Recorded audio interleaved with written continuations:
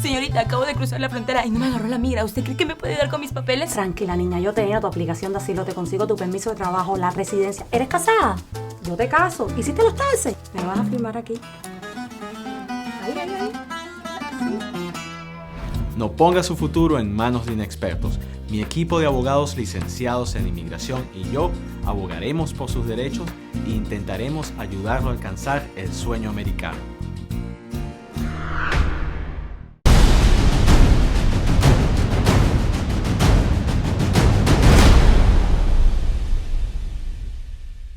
Hola amigos de Factores de Poder. Esta semana continuamos analizando la situación que se vive en Venezuela con respecto a la convocatoria del referéndum sobre el Esequibo que ha realizado el gobierno de Nicolás Maduro.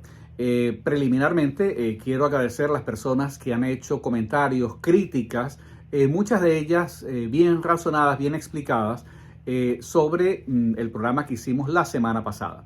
Debo decir, para que se entienda, que cuando yo presento este tipo de análisis no se trata de que yo estoy opinando desde una óptica oportunista de vamos a jugar a que el Esequibo se pierda y le echamos la culpa al chavismo. No es así. Si el chavismo estuviese asumiendo la posición correcta frente a Guyana, si el chavismo estuviese emprendiendo las acciones correctas para ejercer actos indudables y definitivos de soberanía sobre el Esequibo en un contexto histórico que permita explicar la posición de Venezuela frente a Guyana, nosotros seríamos los primeros en decir vamos a apoyar lo que está haciendo este gobierno que representa a todos los venezolanos.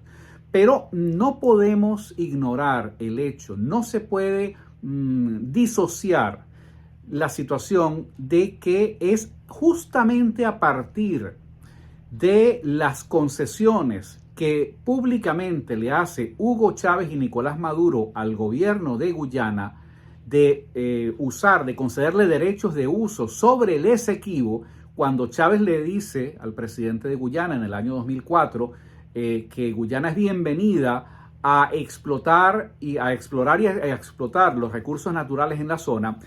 A partir de ese momento, la situación de Venezuela frente a Guyana desmejoró en todo sentido. Pero no solamente fue la declaración verbal de Hugo Chávez, es que esa declaración, que además el ejecutor de esa política fue Nicolás Maduro en su momento como canciller, eso se tradujo en medidas concretas de regalarle petróleo no solamente a Guyana, sino a los países del CARICOM, que son estos pequeños países, las islas estas del Caribe, a cambio de que estos países le diesen el apoyo al régimen chavista en la OEA y tener pues esta influencia y este prestigio del cual disfrutó Hugo Chávez en los últimos años de vida. Entonces, esta política entreguista, vendepatria, no la podemos disociar de lo que está ocurriendo ahora en esta coyuntura, y entonces se nos presenta un Nicolás Maduro que fue el canciller ejecutor de la política vendepatria de Hugo Chávez, a decir, junto con Jorge Rodríguez y Diosdado Cabello, que van a convocar a un referéndum para conocer la opinión de la gente, para que la gente se pronuncie en defensa del Esequibo, si ellos han sido los primeros, los promotores de vulnerar la integridad territorial de la nación venezolana. Entonces, esto lo digo como un preámbulo porque he leído algunos comentarios de quienes dicen, bueno, es que tú estás deseando que se pierda el Esequibo. No, es que si el Esequibo se pierde, no es ni por culpa suya ni por culpa mía. Es por culpa de la política vendepatria, entreguista, disparatada y equivocada del chavismo que ha destruido a Venezuela en todo sentido. Bueno, esa política, hay que reconocerla, el chavismo es coherente con la política de fronteras abiertas con la criminalidad, porque no solamente es el Esequibo, es que la frontera venezolana ha sido entregada al control de grupos terroristas, paramilitares y guerrilleros, con los cuales las Fuerzas Armadas venezolanas, chavistas, disminuidas en su capacidad de despliegue, disminuidas en su capacidad operativa y logística, tienen que entenderse con estos grupos irregulares porque son las necesidades de la situación que se está dando en el terreno y por la superioridad desde el punto de vista logístico y armamentista que tienen estos grupos frente a las fuerzas militares venezolanas. que yo diga esto, no se puede, nadie me puede acusar de que esto es un acto de traición a la patria, cuando lo que estoy tratando de hacer es revelar los disparates y los errores que ha cometido el chavismo, que es lo que nos ha traído a esta situación desgraciada donde prácticamente estamos a punto de perder el Esequibo. Entonces, esto lo hago como un preámbulo para explicarle a aquellas personas que dicen que es que yo estoy, digamos, ligando, que estoy deseando que eso se pierda. No, esto no son cuestiones de deseos individuales o de que yo diga que algo va a ocurrir y eso ocurre. Simplemente son realidades. Lo que yo he venido explicando es que hay un desarrollo, hay un curso, un desarrollo de eventos que pareciera que conducen irreversiblemente a una situación que va a ser desfavorable para Venezuela. Lo que yo he planteado, y esto es como no solamente como parte del análisis, sino como lo he argumentado como una posición política en defensa de los intereses de la nación venezolana, es que no es posible plantearse una defensa integral del Esequibo venezolano mientras tengamos a un régimen político que es vendepatria, que es traidor y que además, y es algo que en lo cual no abundé la semana pasada, pero que lo voy a explicar esta semana, es un régimen títere de Cuba. ¿Pero quién es Cuba? Bueno, Cuba es otro de los aliados internacionales que tiene Guyana. De manera que ese colonialismo político, cultural y militar que ejerce Cuba sobre el régimen de Venezuela se convierte en un problema para que el régimen chavista pueda ejercitar plenamente la defensa del Esequibo. De manera que no estoy jugando a que se pierda el Esequibo. Por el contrario, creo que cuando tengamos un régimen político que sea genuinamente patriota y nacionalista, entonces sí, pues habrá que replantearse toda la lucha para recuperar el Esequibo por todos los medios. Pero esa será otra discusión que habrá que dar en su momento. Lo que quiero presentarles en el día de hoy es un balance de que luego de una semana de campaña por parte del régimen chavista, tratando de convencer a la gente de que hay que ir a votar, de que es un tema de nacionalismo, un tema de patriotismo, ¿qué es lo que observamos? Esto es lo que podemos constatar. Lo que podemos constatar es que en primer lugar hay una gran confusión en cuanto a las razones por las cuales el chavismo ha decidido convocar a este referéndum consultivo. Hay una gran confusión en cuanto a las preguntas, porque mucha gente considera que son redundantes, porque mucha gente piensa correctamente por qué vamos a consultar, a someter a referéndum un ejercicio de la soberanía y por qué en lugar de hacer eso no hacen un despliegue de acciones militares, políticas, concretas y no esos ejercicios de Boy Scout simbólicos que hace Padrino López, que en realidad pues es una vergüenza. De verdad que lo que está haciendo, ojalá, esperamos que haya factores, núcleos dentro de esa Fuerza Armada chavista que se estén planteando concienzudamente este tema, porque no es un tema de poca monta. O sea, estamos a punto de perder un pedazo de Venezuela y la culpa no es de otras, sino de quienes han estado a la cabeza de este régimen político, del cual forma parte, por supuesto, Nicolás Maduro y Vladimir Padrino como ministro de la Defensa. Luego de una semana, no solamente persiste, a pesar de la campaña del chavismo, no solamente persiste la confusión, sino que aumenta el rechazo. ¿Por qué aumenta el rechazo? No porque los venezolanos se hayan convertido en vendepatria, no porque los venezolanos estén pensando que hay que regalarle, como hizo Chávez en el 2004, el Esequibo a Guyana, sino simplemente porque los venezolanos, incluidos los chavistas, entienden que detrás de la convocatoria lo que hay es un propósito de política interna. Lo que hay detrás de la convocatoria es simplemente el chavismo tratando de utilizar el tema del Esequibo como un escudo, como una maniobra para otras acciones ulteriores que le permitan seguir en el poder.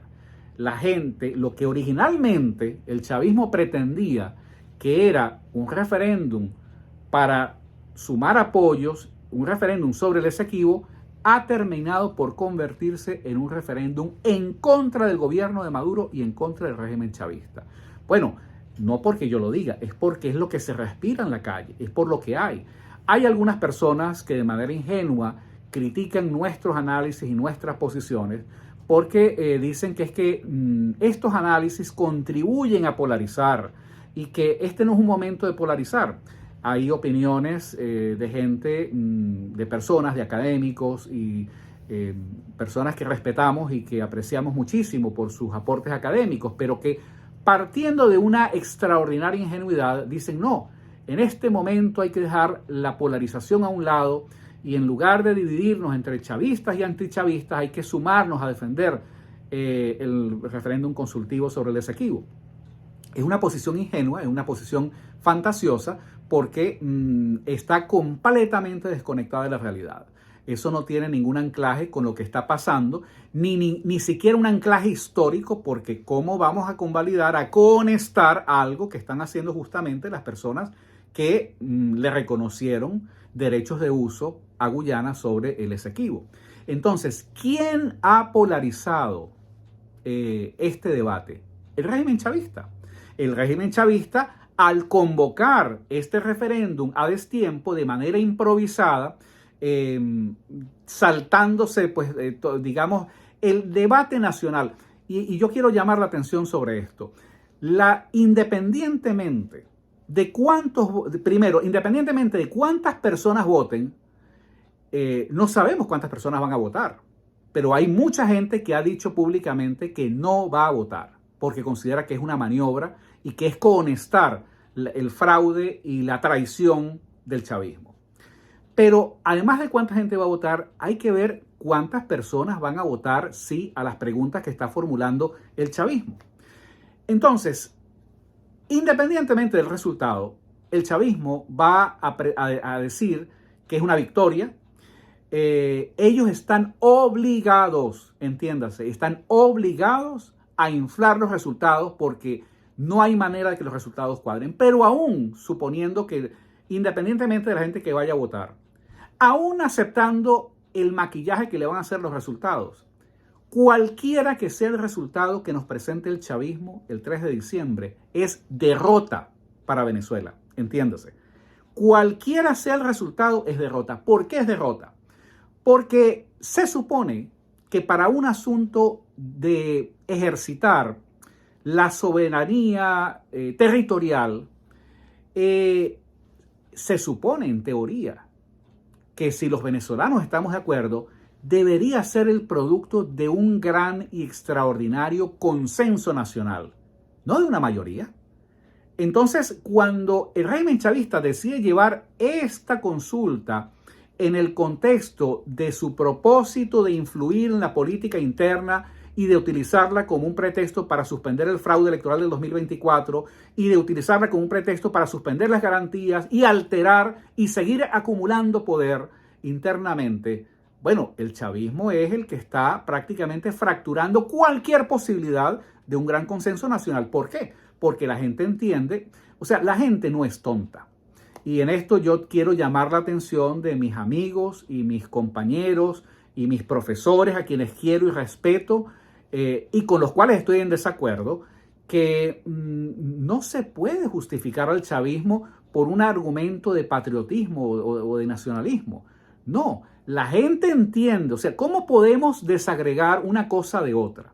¿Cómo podemos ponerlos una venda en los ojos y decir que ignorar lo que hizo Chávez en el 2004 o ignorar, más grave aún, que el propósito de esta consulta, de este referéndum, es una manipulación política simplemente porque estos respetables académicos nos dicen que, bueno, que este es un momento de unidad nacional. O sea, el no entender que es una maniobra del chavismo para utilizarla en función de seguir en el poder, yo creo que eso es traición a la patria. Y lo digo con respeto, pero lo digo tajantemente, con la misma convicción y la misma vehemencia de quienes nos invitan a que hay que ir a hacer a un lado las diferencias con el chavismo y hay que ir a votar. Pero ¿cómo podemos ignorar lo que han hecho y lo que pretenden hacer? De manera que una de los balances que podemos hacer es que efectivamente hay una polarización. Yo no sé si a la final o al final esto va a ser, el resultado va a ser 50-50, no lo sé. Pero inclusive, si los resultados finales de esa consulta son, el gobierno presenta una increíble cifra de 80-20, bueno, es derrota, porque se supone que es algo en lo cual deberíamos estar involucrados todos los venezolanos, pero además nadie se va a creer el cuento de que votó el 80% de la gente y que el 80% de las personas que votaron votaron por el sí.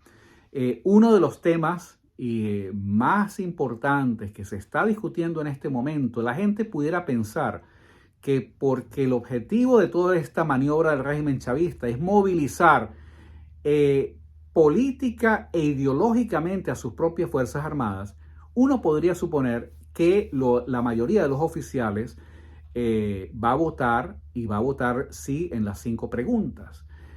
Bueno, aquí tienen un problema. Si nos presentan un resultado donde el 100% de los militares votaron sí, no es creíble porque estadísticamente es imposible. Y si nos presentan un resultado donde el 90% dijo que sí, el 10% dice que no, pues tendremos el mayor interés y la curiosidad de entender dónde está ese 10%, porque ese 10% de militares que se atrevieron a votar en contra de la tesis del gobierno podría convertirse en el núcleo a partir del cual se pueda recomponer la Fuerza Armada venezolana. Lo que quiero decir con esto es que el haber convocado el referéndum sobre el Esequibo con propósitos de alterar, de influir en la política interna, fue un acto extraordinario de imprudencia política.